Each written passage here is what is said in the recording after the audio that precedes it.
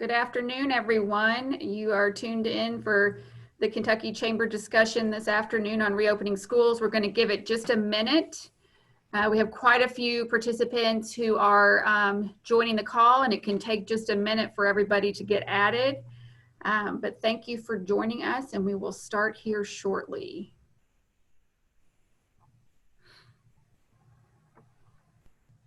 We have several people joining us today, and it's just kind of how the system works. It can take a minute for everybody to get added.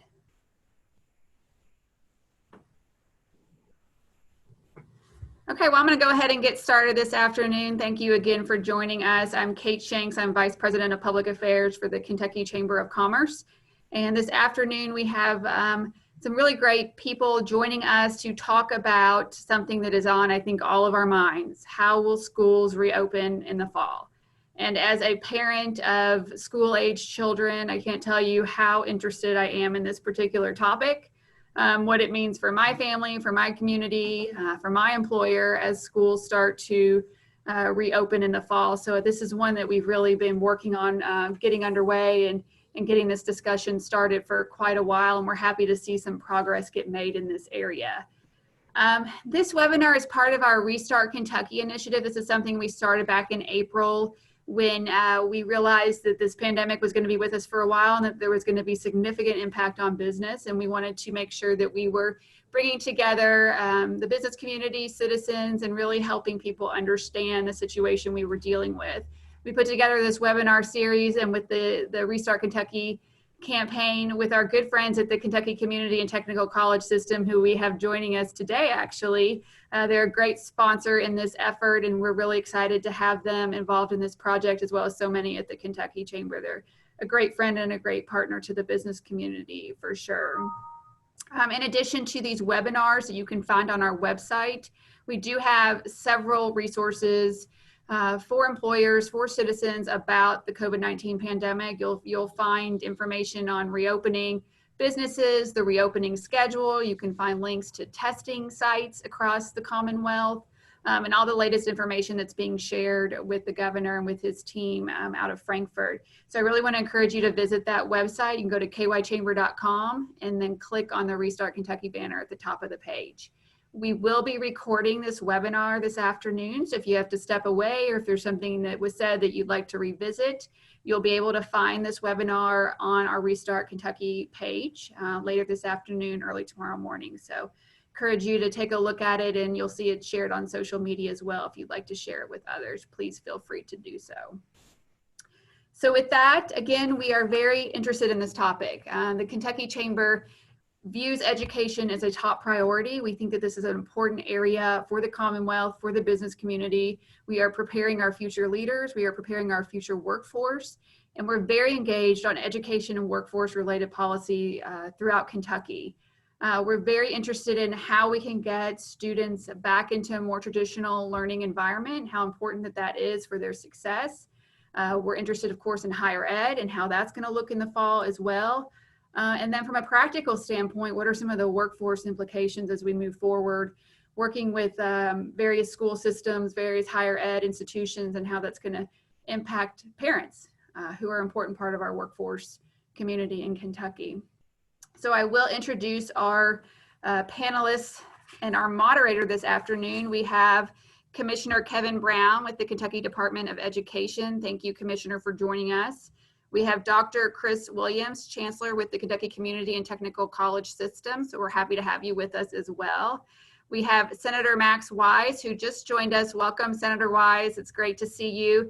He is chair of the Senate Education Committee. We work with him on a lot of different education policy during the legislative session and over the interim. And then we also have Eric Kennedy, who is the Director of Advocacy for the Kentucky School Boards Association, and we know that there's a lot of work being done by individual school boards as we move towards reopening schools. So we're definitely going to want to hear from you, Eric, about what you're hearing from the various school boards. And then last but not least, we have our great moderator this afternoon, Ben Mohler, who is the Vice President of Institutional Advancement at the Kentucky Community and Technical College System, and he's going to be managing the conversation this afternoon. Before I turn it over to him, if you're not familiar with Zoom, you will find at the bottom of your screen a chat function, a chat button. Please feel free to submit questions to the panel through the chat function at the bottom of the screen. And if you submitted questions when you registered, we have those as well. Hopefully we can get through as many questions as possible this afternoon. And with that, I will go ahead and stop talking and turn it over to Ben, and we will get this conversation started. Awesome. Thanks so much, Kate. I appreciate the intro. Also, thank you to our panelists for making time to talk today and address some of the questions that are probably on the minds of parents. I'll probably be very brief in my comments, and I'll just be facilitating so we can spend time on hearing what the panelists have to say. So for the webinar today, we're going to discuss the Kentucky's plans to reopen schools this fall. So let's start with a brief look at the state of education now. So Commissioner Brown, let's begin with you. How are schools managing summer programs and offerings? It's happening in a variety of ways. We all know that even in a normal summer, we have up to 3 months of learning loss when students are out. And when I say normal, meaning we ended the school year and in classes, we had all the closing ceremonies and activities. We did have these additional pandemic type fears and pressures going on. So we know that we have normal learning loss over the summer. In a normal summer, we have probably increased learning loss that we're having to deal with. So there are various resources provided by KDE available to both parents and school districts on the KDE website. Online reading and mathematics resources. Obviously, KET does a great job. The Kentucky Virtual Library, Scholastic Company has a summer read-a-palooza. So we provide a lot of that information to schools and also outreach to parents. And then another way that districts are reaching out to parents, they're the summer feeding program through the U.S. Department of Agriculture, administered by the Department of Education. We have over 2,700 feeding sites during the summer. And we actually had around 2,000 actually during the pandemic reaching out to families and students. But we're able to use those feeding sites to also distribute books and have access and outreach to students. It's one of the programs we're really proud of is called the Summer Boost program. It's currently offered by 19 school districts. We hope maybe next summer that can be increased. And that utilizes the feeding program to distribute books and other information on numeracy and literacy to students while they're actually receiving nutritional food. So that's just a few examples. Unfortunately, it's not consistent across districts just because some districts have more resources that they can devote to this than others. Obviously, the goal long term is to have a more consistent summer outreach, I think, across the state. Thank you. In my own community, I've seen a lot of those programs. They're very visible. So hopefully others will, with your comments, they'll look a little more closely at what is available in terms of resources for their students. Chancellor Williams for KCTCS, and I know you're involved with talking with universities and their presidents and some of their plans. Can you give us a summary of what universities and colleges are doing in their current status? Sure, thanks so much. So the universities primarily had all online offerings over the summer as they were working through plans to reopen their campuses in the fall. KCTCS got special permission out of the governor's office and through the Council on Post-Secondary Education to have a kind of a small restart opening in May. We brought back students who had received incomplete and in passing grades so that they could complete their coursework.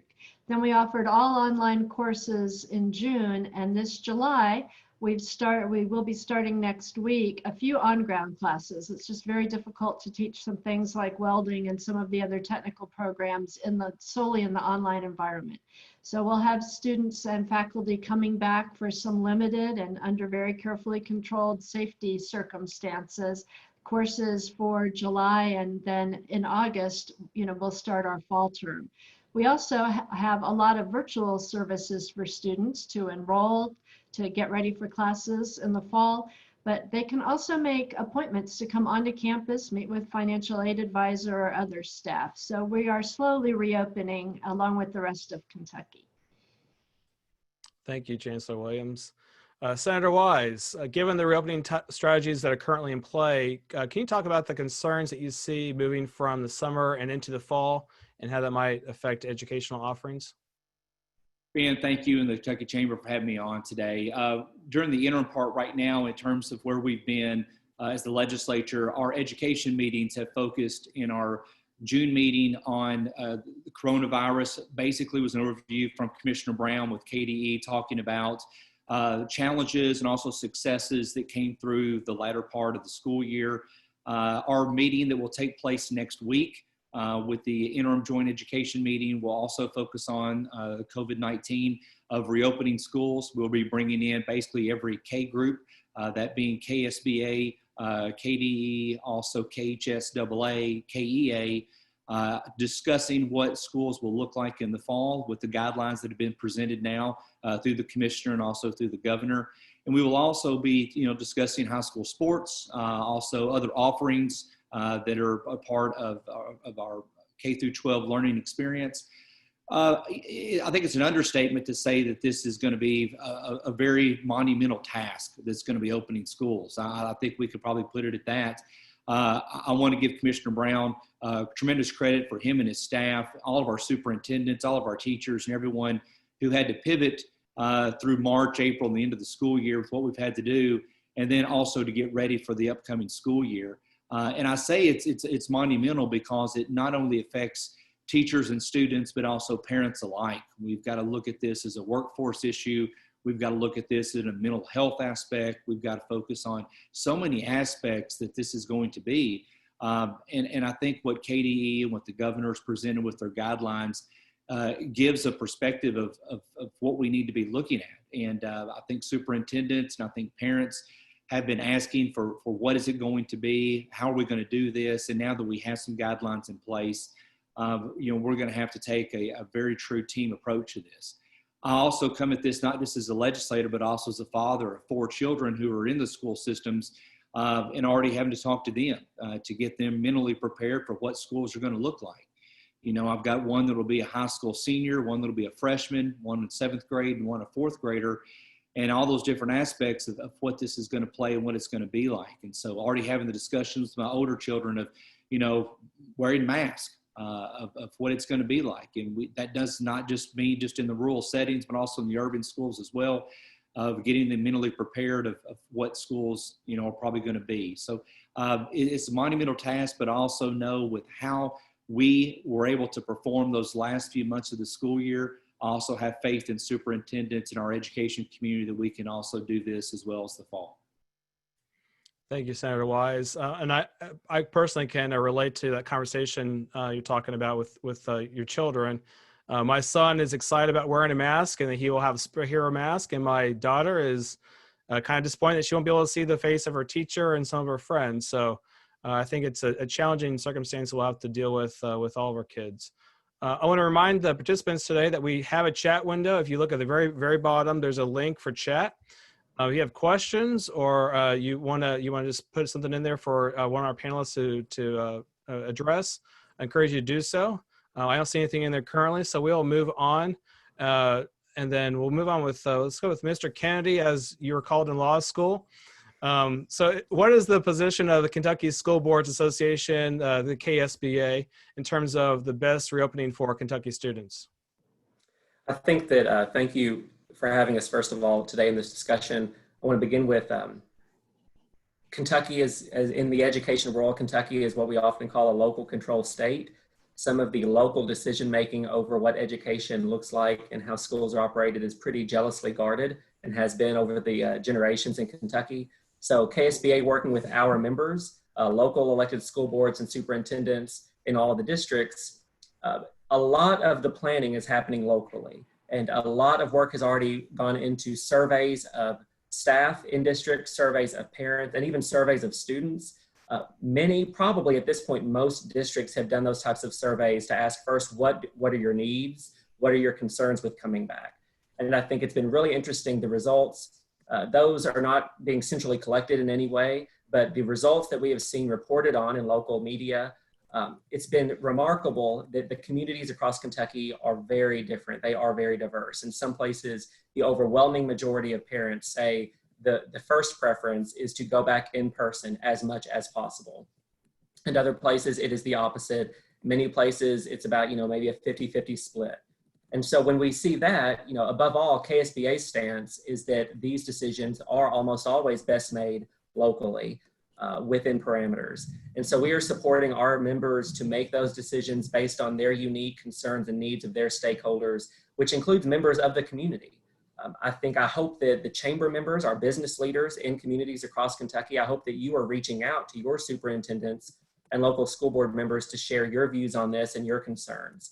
For KSBA, we know that all of the data indicates, and most people agree, that having NTI, the non-traditional instruction, having the ability to pivot to that almost immediately within a day or two was a real gift. We were all grateful that districts were able to do that in Kentucky better than in most other states when we were hit with this pandemic as we closed out the rest of the last school year.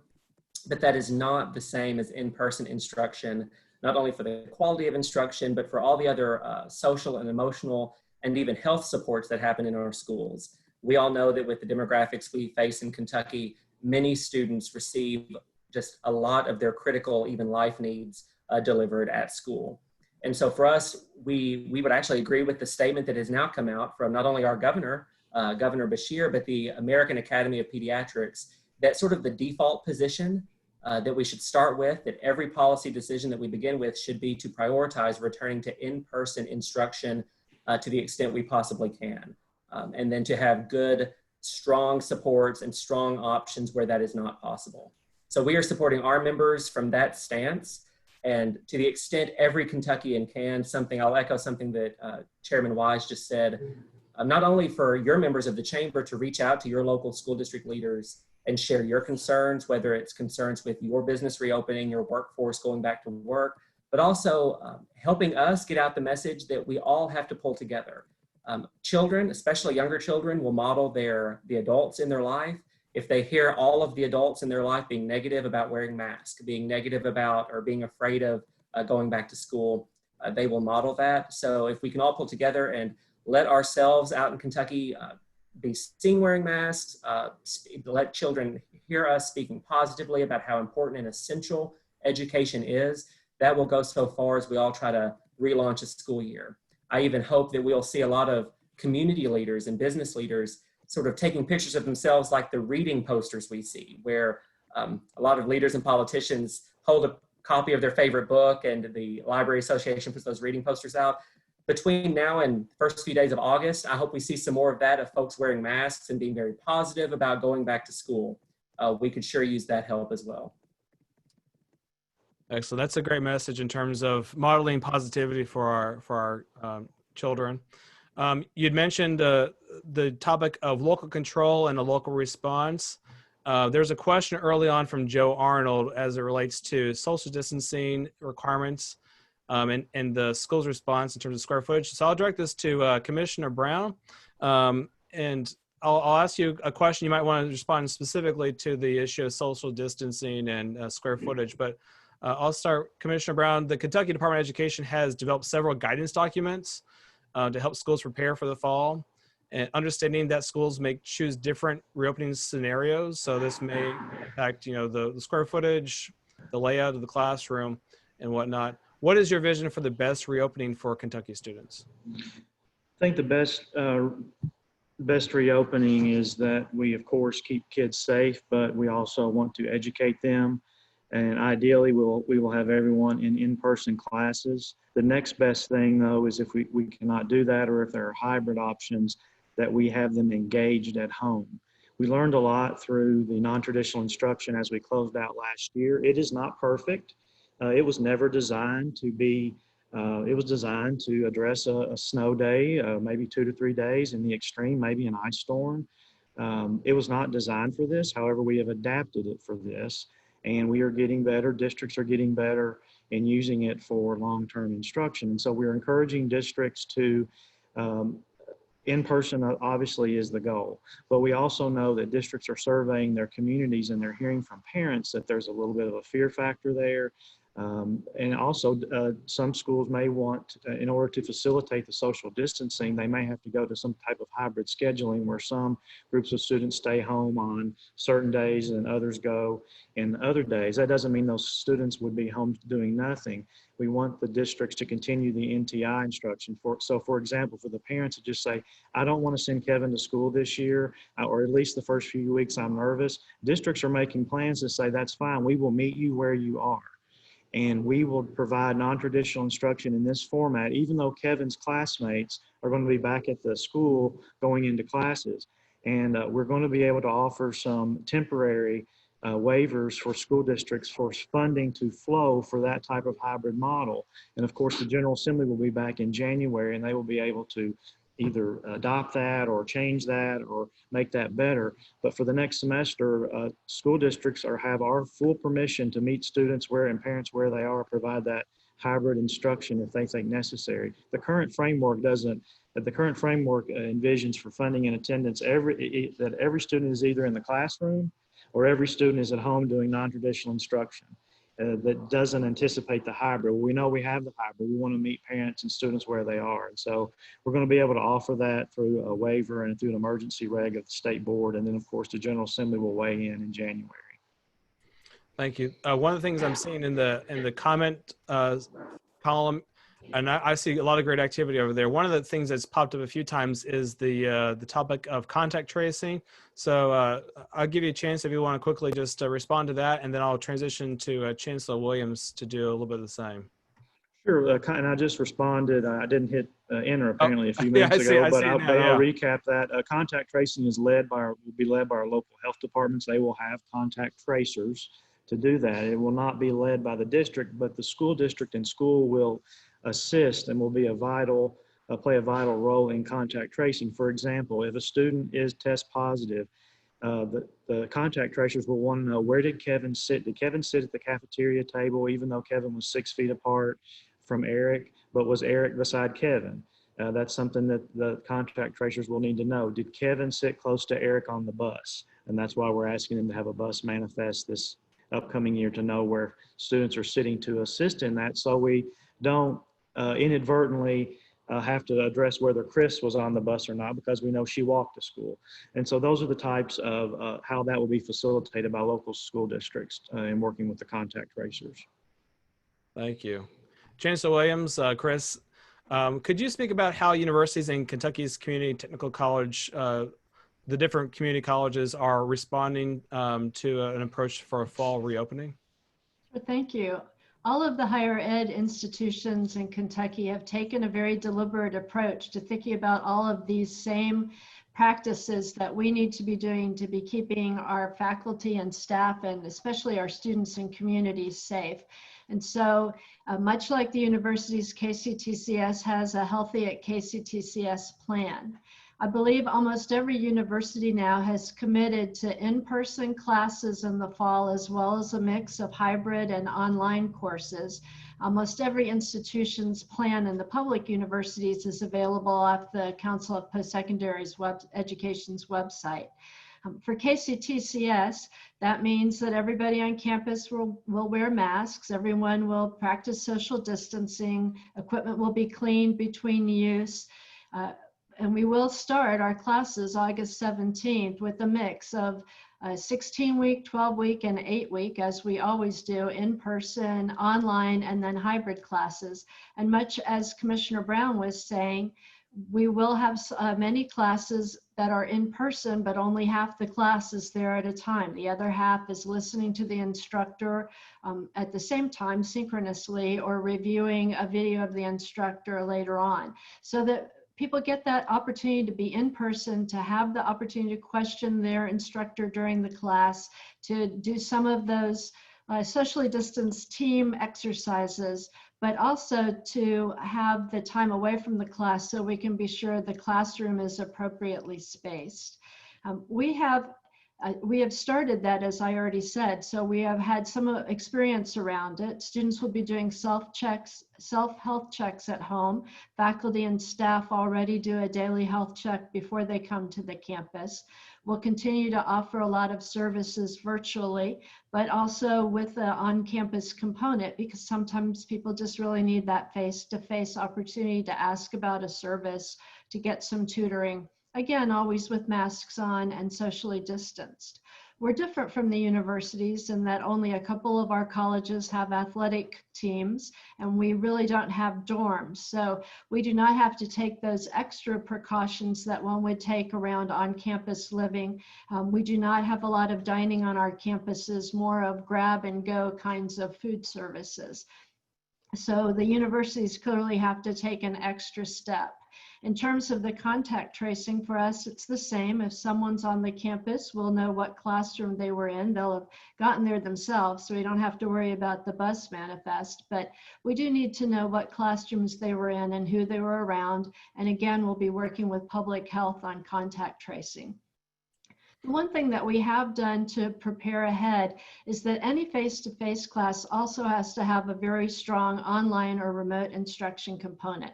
So should we have to pivot, should a class have to close down for 2 weeks, should we have to move again to the online environment, our faculty are more prepared. I know Senator Wise understands that effort to get up to speed on teaching online and being in that online environment. And so we have spent a great deal of the summer already doing essentially boot camps for faculty who do not have a lot of online experience. We've been making them available for our adjuncts, for our high school teachers that teach dual credit, because they'll also be in this format in the fall, ready to move online if that's necessary. So we feel more prepared. We're hopeful that we'll have a very strong, regular campus experience for our students. But we are ready to make adjustments as we're notified that we need to do so, or if COVID cases rise or fall, we're trying to be ready to be as responsive as possible. Thank you. I am seeing an avalanche of questions and comments in the chat, which is amazing.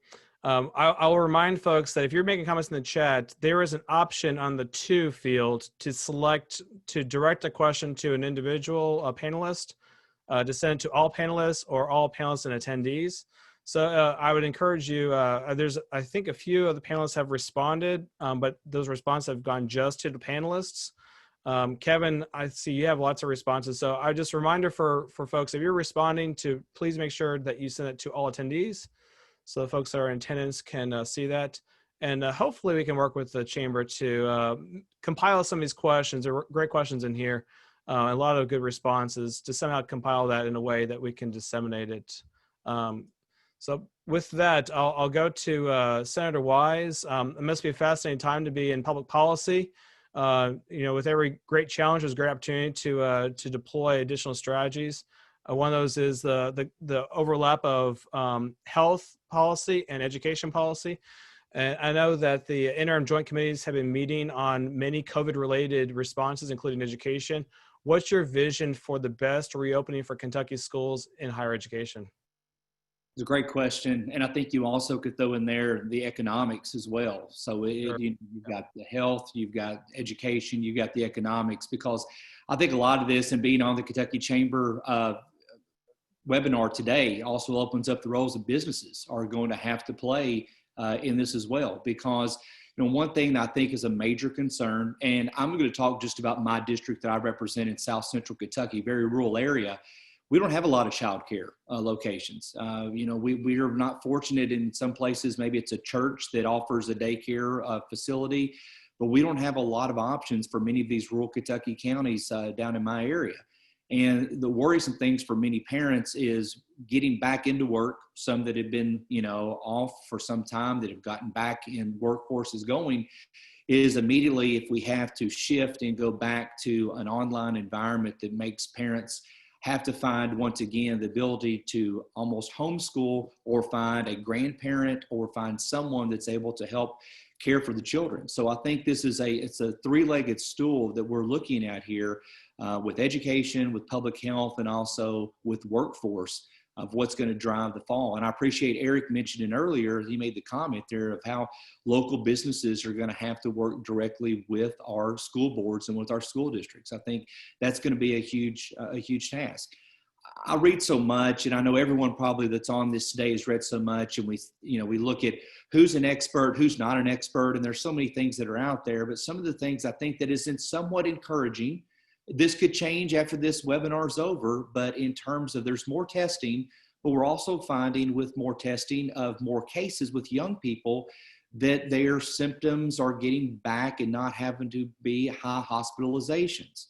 And so if we look at this, if starting the school year back, if we do see a time when a child gets sick, of not shutting down the entire district, but maybe it's just that individual classroom, it's not having to close the whole district down. So I think that may be somewhat encouraging, but we don't know. Once again, this thing has taken so many different forms and so many different avenues, and no one knows what tomorrow is going to bring. But hopefully with some of the reporting that's coming out right now, especially with those under the age of 35, that we can see with colleges and with the K through 12 environment, that we can be able to manage this in a sense that we don't have to completely shut down and go entirely back to an online learning environment. I think if you look at some states like New York, of what they're deciding of going a week, off for 2 weeks, I would say that would be very challenging for our state like Kentucky. I think that would be very challenging for New York as well. I will tell you, with my role also as a parent and not just as a legislator, it was very difficult for me to try to manage that, and also some of the teachers that I was working with to try to manage the online teaching. It has gave us the summertime, like we mentioned there, for a boot camp for some of those to get back, like Dr. Williams was able to talk about. But I hope that we can do the face-to-face in classroom, because I think also for teachers and students, the first 6 weeks is the most important time for a student and for a teacher relationship. That's K through 12, and that's also post-secondary. I think you have to develop that relationship early on. And I know those teachers, they want to get those kids in there. They want to love on them. They want to have them back to develop that bond and that relationship, and that's critical. Thank you. I see another comment from Kay from Danville also raised the issue of childcare. I think that's something else that we're all trying to navigate, the impact that education has on childcare availability, not just for students in NTI, but also for our workforce needs. So we might be able to address that more directly a little bit later. But before we do, I'm going to go to Eric Kennedy. Mr. Kennedy, is KSBA advocating for any specific safety strategies for schools? We aren't really at this point. We, like everyone else, we were waiting the Healthy at Schools guidelines that now have come out about last week to really start making some of these decisions. The guidance was about what we all expected. But one thing that we are really advocating for with our own members and really to the entire community, when that guidance came out, even before then, everyone in America, everyone in Kentucky was jumping straight to the mask issue, sort of the mask debate. It has unfortunately taken on dimensions that aren't purely about the health issue. Some folks are against masks, some are supportive. But we are trying to remind everyone, when you read the Healthy at Schools guidance, really the first issue is about social distancing. And it seems like it's sort of, if you can accomplish social distancing at the required minimums, you don't need to get into the mask issue at all, or at a much lesser degree.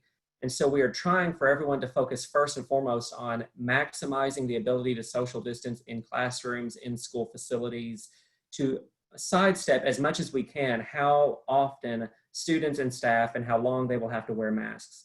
And so in terms of advocating, we're not necessarily advocating for a change in that guidance as much as we are advocating for everyone to carefully read it and sort of work on the social distancing first before you jump straight into the mask issue that is causing some of the angst and concern out there. But of course, I will say in many of our facilities, as I believe Commissioner Brown said earlier in the chat, we know, of course, that many of our facilities will not allow for the distancing to be achieved at the 6 foot square or radius. So masks will be a part of this, but we are, and that goes for parents and everyone in the community, to focus on that first and to maximize our opportunities there for school to happen in person safely before we jump straight into the mask issue.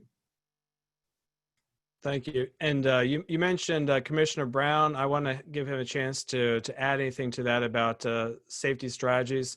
Kevin, anything you'd like to add to that? You're on mute. I think I would figure that out by now. I agree with Eric. You know, we know that we don't have a vaccine, we do not have a treatment, and we know there are 3 low-cost ways that we can prevent, if not blunt, the spread: hand washing, masking, and being apart from one another. And it's pretty much accepted in a school, and you have buy-in that hand washing is important. We know some students probably skip it.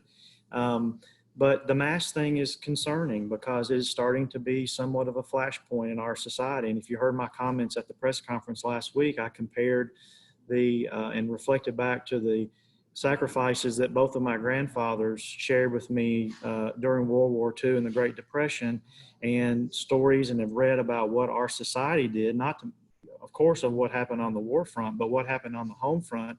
And yet here we are, the children, grandchildren, and great-grandchildren, having debates as to whether we can put a mask on for a period of a few months until we have a virus. And that's hard it's going to be hard for schools because they're going to try to have to enforce something that right now society has not yet endorsed. Society has endorsed that a student should have their shoes on at school and a shirt on at school. And so our teachers and administrators are backed up by our society when they enforce that. And so that's, I think, the problem and the dread that I think school administrators and teachers are going to have. And of course, it's incumbent upon all of us, the business community, of course, doing a great job of it. It's customers that we're having problem with, others in our society. I just got my allergy shot a few hours ago at the doctor's office, and there was probably a student in there. He probably is a second grader. He had a mask on. He was playing a video game. It seemed like second nature to him. His mask looked like a dog's face. And so I observed him because I could already see that is becoming a new normal for him.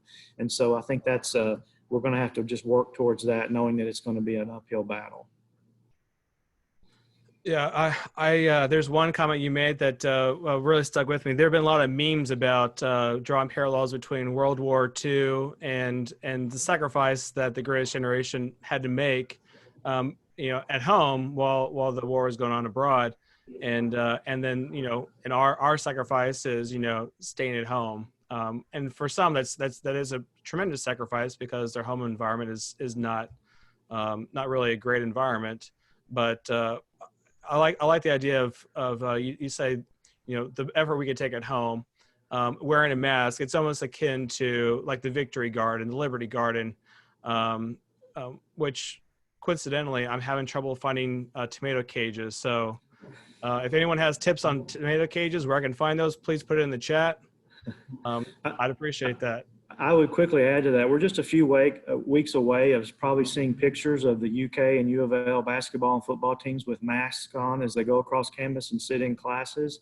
And Senator McConnell made a very good statement this week about the importance of wearing a mask. And so I feel like in some ways we're starting to turn the corner a little bit. So I'm optimistic, and there are various state agencies working together to try to do a public campaign. That was mentioned in the chat feature. Thank you. Yes, health cuts across all party lines, so hopefully we can all do our part to maintain health. I'll say our state and nation are facing a lot of big challenges, and Senator Wise, you talked about the fact that we make a plan and we've had to pivot. I think other of you has had the same comment. So let's talk about the unique challenges that we're going to see in restarting education and upskilling our workforce, and how are your institution organizations rising to meet those challenges? So let's start with Senator Wise. What challenges, opportunities for the workforce and is the legislator seeing, and how will you respond? Well, I think that one of the best things is the interim period has given us the opportunity. Every committee in Frankfort that I'm aware of, that I've sat on, has focused on COVID-19 for June, and I would foresee that probably will take place for July and August. Now, I'm not for sure how much farther past that, because we're going to have to get into legislation talk at some point, but it has given us a good opportunity to focus on some things. I think one of the things that we were doing for so long is work ready, of getting schools and businesses to team up. I think that's going to be interesting to look at from this point on, as many students were doing externships and going to work in facilities of getting so many hours a week. Will that continue in this type of environment? Are there liability issues with that? And Commissioner Brown and my good friend Eric Kennedy also may have some comments about that. But things that we were doing very well of getting students into the workforce and also that learning environment, we'll be able to continue that. So I think that's going to be a challenge and also an opportunity. Another thing I look at, and some people may agree or disagree with me, but after this whole thing of COVID-19, I think we could see an industrial revolution that could take off in the United States that is going to have so many people looking at American-made products, and they're going to be focused on the United States.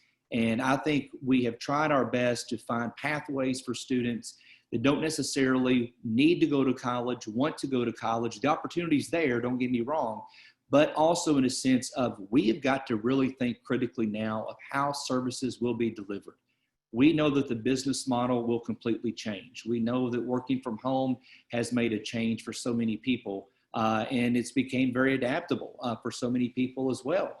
So I think this is going to present some really interesting opportunities for those students right now that are in elementary, middle school, and soon to be high school of what is the new world going to look like. And it is. I can't say people have said what is we're going to get back to normal, or is it going to be a new normal, regardless of vaccine or not, of what society is going to look like. So, you know, I think that's where the legislature has got to really think critically. We've got to also focus on now funding models for schools, for public schools, and also for post-secondary of what this is going to look like. I think right now the budget was already instrumented, it was already presented and given out to districts, but I think for the next 3 years, as we go back into session in January, K through 12 funding is going to look different. I think there's going to be probably a chance for hybrid models of what this is going to be.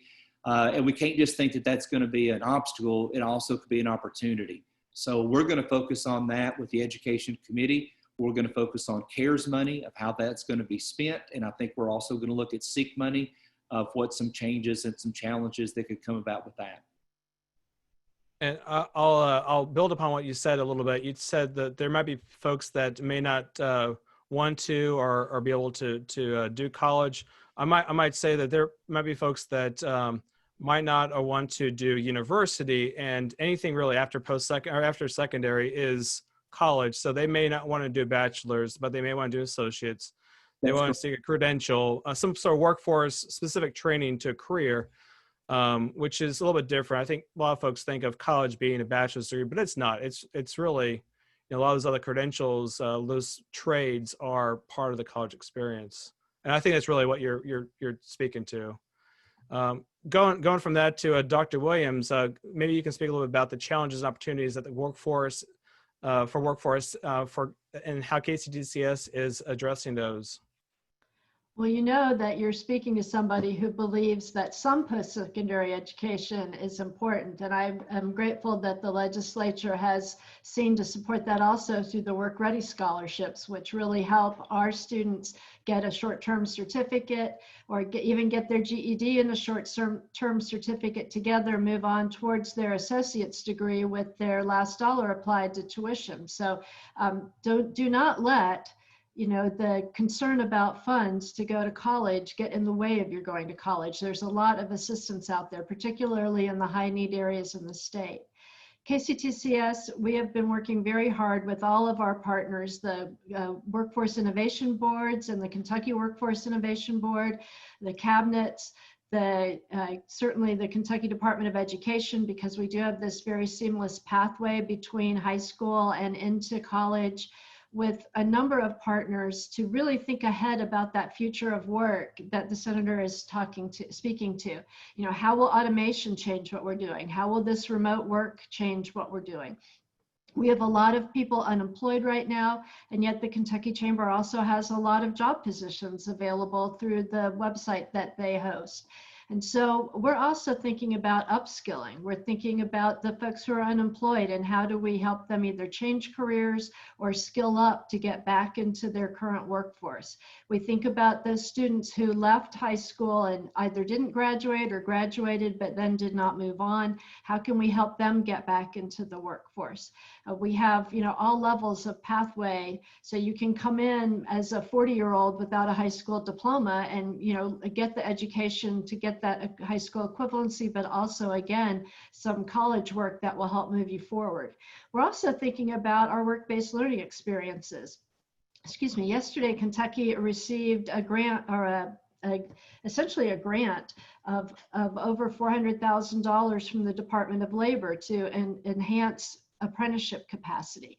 Working remote does not mean you can't be working in an apprenticeship or in a clinical experience or something else. And so we just see a lot of opportunity to work with employers, to work with corrections facilities, to work with people with disabilities, to work with our veterans population as they as soldiers transition out, to really keep Kentucky moving forward. We have to react and deal with and plan ahead for a pandemic response, but we need to be thinking that larger picture too of how do we keep our workforce being developed and how do we keep our state moving forward as we think to all the things that could change in the future.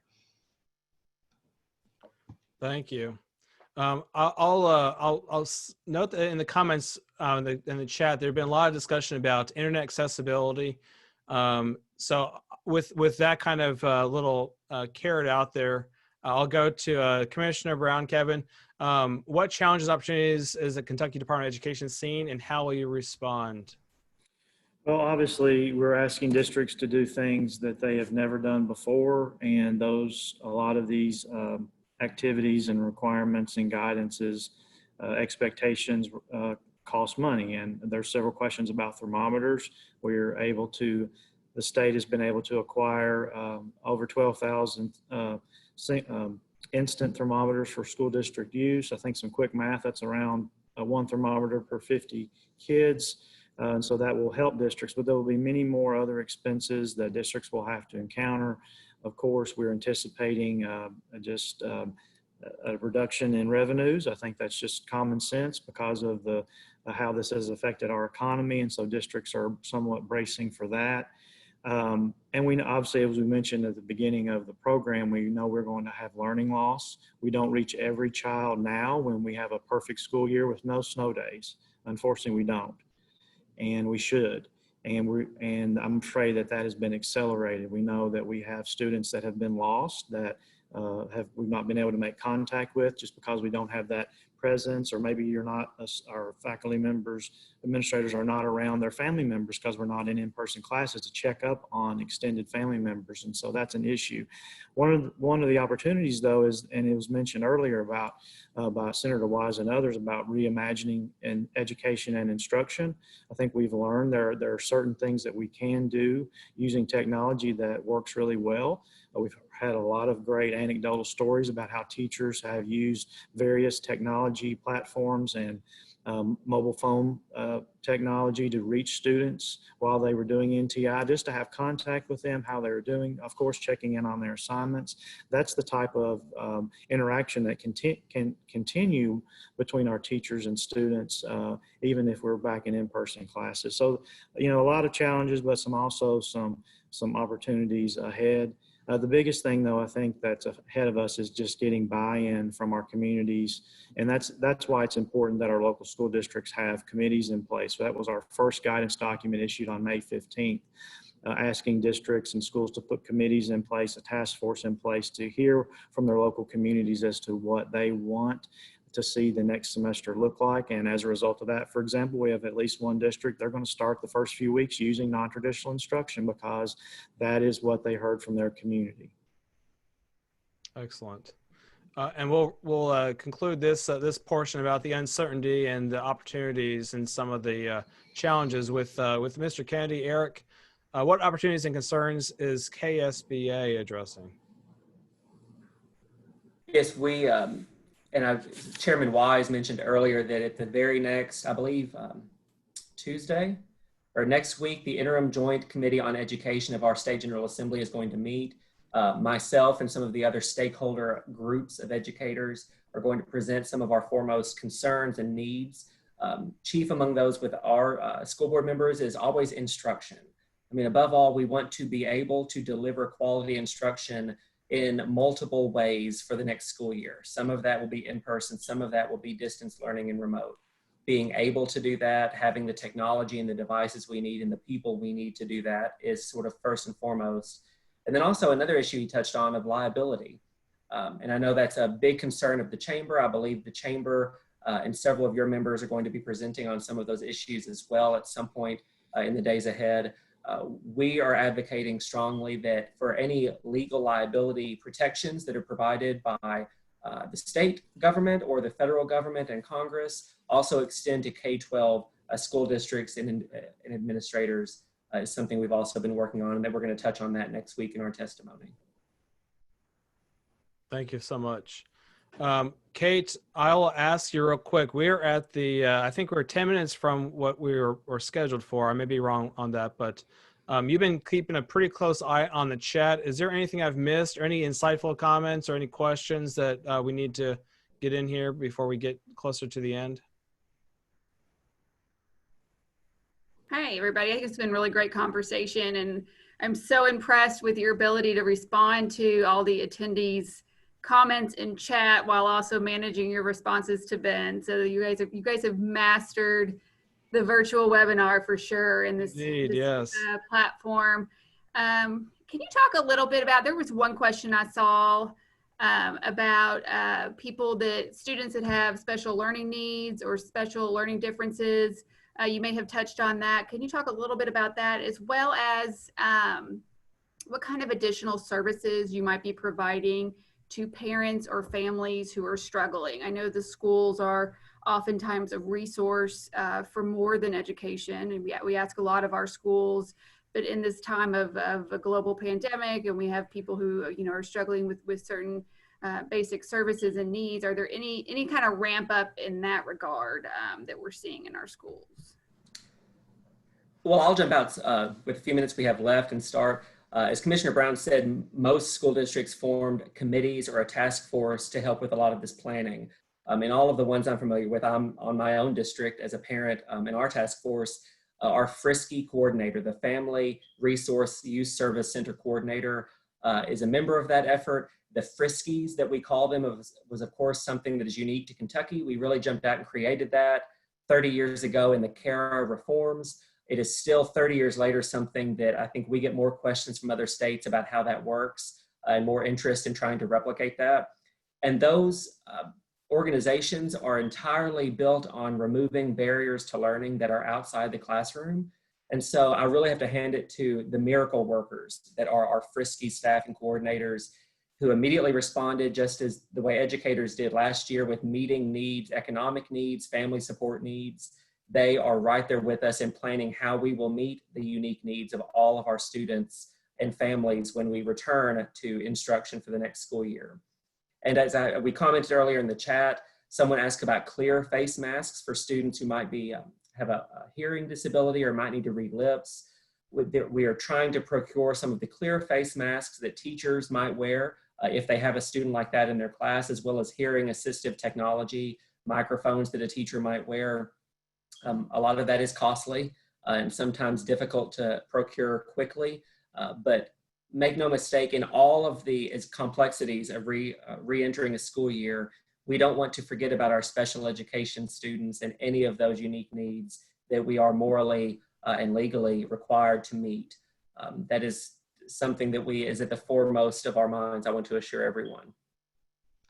So Ben, if I can jump in here also and just speak a little bit, I can't say that the schools are doing the same, but I can say the universities and the colleges are really trying to also work individually with students and with faculty and staff who may have health challenges or other reasons they just cannot be on site. And so in that case, we could use an online course. This Teams meeting, for example, if you do a class in Zoom, or if you do a class in what we use, which is called Microsoft Teams, it actually will close caption the conversation as it's happening. So I think there are a lot of adaptive technologies, as long as you can work one-on-one with the individual to try and meet their needs. There's some combination of online and on ground that usually you can work out to make everybody comfortable and keep their learning going. Excellent. Thank you so much for that. There was one question in here from Bill talking about the staff having to use sick days for even if they didn't test positive. I didn't know if any of the folks on the panel would like to respond to how your organization is responding to staff needing to use leave to account for sick days, even though they may not be sick. Maybe they have a family member or some contact tracing has dictated that they take leave. Would anyone like to address that question from Bill? It's a complex issue, in that we also now have layered on the various sick leave policies that school districts have, and some of that is in state law as well. The emergency family medical leave provisions that were in the Emergency Congressional Act, which is, I think, is a good thing, but it layers in other complexities. And so we are advising school districts, and local board attorneys are advising school districts, and KSBA, I know, is advised on how to handle that. The issue that's raising, of course, is the need of additional people to perhaps be away and be off for what may be very legitimate reasons, physical or emotional health.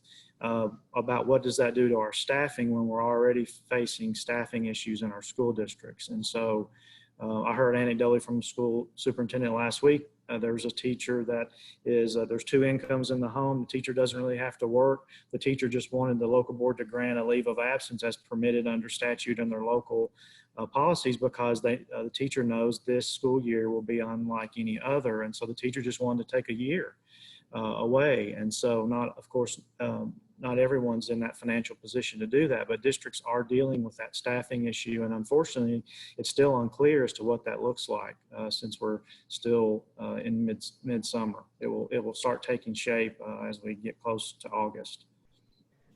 And just very quickly, I'll jump in. Commissioner Brown's exactly right. The federal law is still in effect until the end of 2020 that requires and provides for paid and unpaid leave in various COVID circumstances. We're trying to have all of our folks remember that.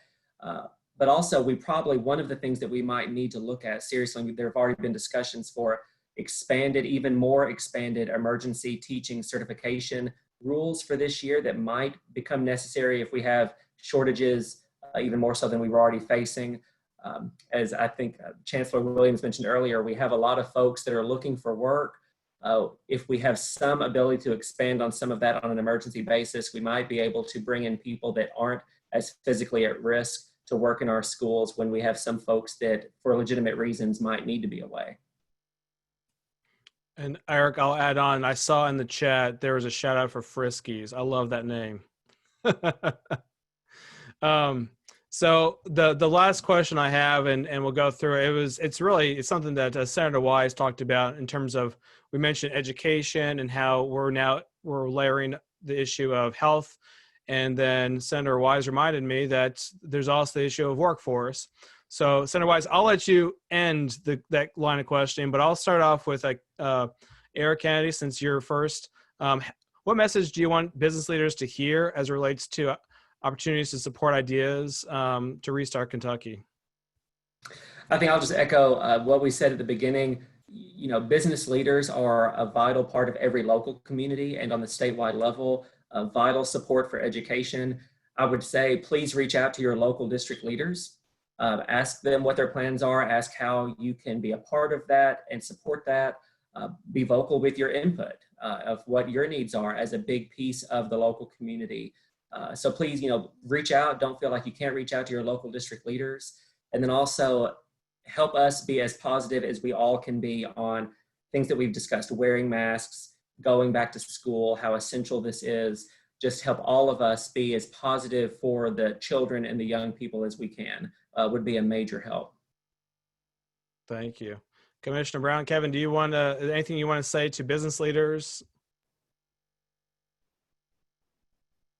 You're on mute. Agree with Eric again, and obviously we have a responsibility to work with our business community. We need them, of course, to work with us, but we also need to meet them halfway and listen. And I think sometimes we get busy in the education world, both at the state level and the local level, and we sometimes don't have those necessary conversations. And so that is certainly one of the things I'm going to pass along to the new commissioner about the importance. And we've had just in my short tenure as interim, a great relationship with the chamber. And I know I hear reports of local districts really having some good relationships as well. But I think that is essential, particularly when we find ourselves in a global pandemic and questions arise that really no easy answers for, and it's going to take everyone in the community to solve them. Thank you. Dr. Williams, Chancellor Williams, any message you have for business leaders in the restart? Of course, our colleges are dependent on our partnerships with our business leaders, with the chamber, with our other organizations that really support workforce development. I invite any business owner to contact, or business HR director to contact our Workforce Solutions Department at your local community college to see what's available for you in terms of helping to get your workforce skilled up, back ready to deal with COVID issues. We have a lot of opportunities and training available. We've partnered recently with the Kentucky Chamber and trained some of our Workforce Solutions staff across the state to work on talent pipeline management. We're really excited about the opportunity to continue to reach out, to change our curriculum as it's needed, to develop new programs around new needs. So we are your community college, and we are there to serve you and to move your business forward. And we appreciate very much your service back to us on our advisory boards and in other ways that you partner with us. Thank you. Senator Wise, I'll let you have the last word on this topic. Discussing the role that education provides in terms of workforce. Anything that you want to say about education or higher education as Kentucky moves forward in the Restart Initiative? You know, I think what we saw initially when businesses started reopening, I think you saw a rally. I think you saw a lot of people passing out hand sanitizer. I think you saw a lot of legislators doing those type of things. We've got to do the same thing for the school system. We've got to show there's energy, positivity. That's my personal belief. My wife runs a dental office, and I remember when she was starting back open, it was an excitement of, yes, we're getting back. We've got to do the same things with the schools. We've got to be positive. Those of us that are parents have got to be positive for our children. The comment was made by Kevin or by Eric and others on here. We've got to be role models throughout this whole process. And we know, I think it was Joe mentioned in one of the chats there's no one strategy will have universal support. We understand that. We also need patience. We also need guidance. We've got to all come together as a Commonwealth on this. And I truly believe we can do it the right way and do it the correct way. And once again, a lot of this is going to be local control because our school systems and our communities know each other best. And I think that's the partnerships of working with our business community as well as others. Thank you. And I'll give a quick shout out to Monique of Lexington. She sent me a hot tip on tomato cages. And I won't give the tip away. I'll just say to support your local businesses that you may not think of them first off, but that's a good place to go to support your local community and to find things you can't find like tomato cages. So with that, Kate, is there anything else that I missed in the chat or anything in terms of questions that we should share with the panelists to respond to? No, I think you covered it all. It was a great conversation, and thank you again. It's so great to see everyone and be able to be a part of this discussion this afternoon. And if you missed any of it or you want to revisit it, please be sure to find the recording on our website, Restart Kentucky. You can access it at kychamber.com. And we do appreciate the partnerships that we have with all of you and the opportunity to have these good conversations on behalf of the business community. So thank you so much, and have a great holiday weekend to everyone as well. Yes, be safe out there. Thank you. Thank you all. Appreciate you all. Take care.